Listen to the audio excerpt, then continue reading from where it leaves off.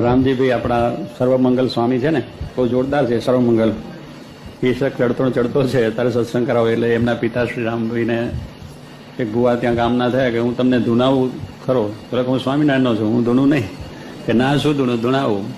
બધા આખલા બાખલા વગાડ્યા. પેલા રામજી તો બેઠા સ્વામિનારાયણ સ્વામી કરતા ના ધૂન્યા. તો પછી આજુબાજુના 2-5 બીજા ભુવા બોલાયા અને બેલા બધા ચડાવ્યું રાતે ધમધૂમ ડોકલા બીજું હતું. હવે રામજીભાઈ ધૂન્યા નહીં. પછી જે બધા આખા તાલુકા જિલ્લાના ભેગા કર્યા ભુવા, બધા ભેગા કર્યા પાર્ટીની અંદર. અને પેલા દુકલામ ધોવે અને એ વખત દાખલું વગર ત્યારે બધાને ધૂન ચડી. હા, આપણે આમ થઈ જાય દાખલું વાગે ને આપણે એવું થઈ જાય.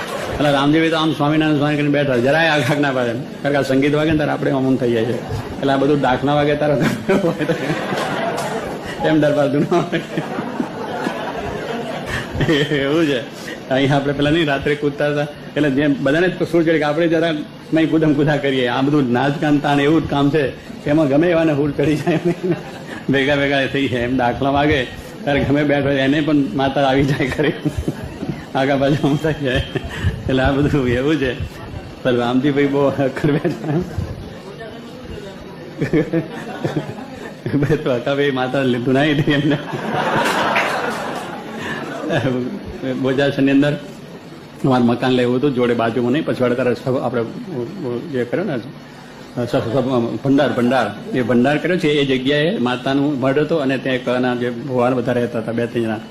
હવે એને આપણે કાઢવા કોઈ સાથે વાતચીત કરીએ તો માતા ના પાડે.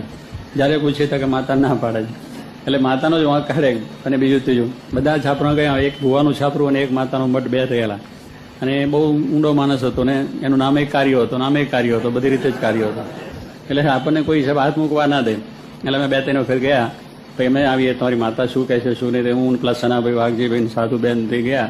તો આમ કંઈક કરે અને ભાઈ કે જો માતા ના પાડે દાના પેલો વધાવો નથી આવતો ને આવું બધું કરે. એટલે અમે તો 2-3 વખત જઈને પાછા એક વખત અકાવી ત્યાં આવેલા. પછી વાતચીત ચાલી કે ના શું કા માતા પાડે. હું આવું અકાવી કે હું માતાને કહું. એટલે પછી ત્યાં બહુ બેઠો ધૂનવામાં નહીં પડ્યો ને જયદેવ પેલા આમ નાખ્યા દાના કે માતા ના પડે. અકાભાઈ લાઈ મારી પાસે ના માતા શું કા ના પાડે. માતા ના શું ના પાડે કે તમારે લોકોએ હારા બગલામાં રહેવું છે ને માતાને હું રાખવીશ કે માતાઓ કેમ ના મારી દાના લખાવી લીધા કે જો માતા આ તું જયારે હારા મકાનમાં જવું હોય તો બધાઓ આપી દે કે એમ કરી નાખ્યા દાના તો બધાઓ આવી ગયો લખાવી હો જો આવી ગયો માતાઓ ખાયો ને એટલે તરત બધાઓ આવ્યો માતા ત્યાં પડી ફરી નાખ્યો ફરી પણ આવી ગયો. તો 2 વખત થયું કે હવે કરો કામ. એટલે અમારે ગયો અને ભંડાર થઈ ગયો. એટલે આવું બધું માતા ધૂનતું હોય. એ તો અખાબી નહીં ધૂનાવતા આવડે માતા. આપણે દુનિયા આમાં ધૂણવા આ તો આપણે પેલા ડરી જઈએ હા માતા આવી ગઈ ને હવે શું થઈ છે.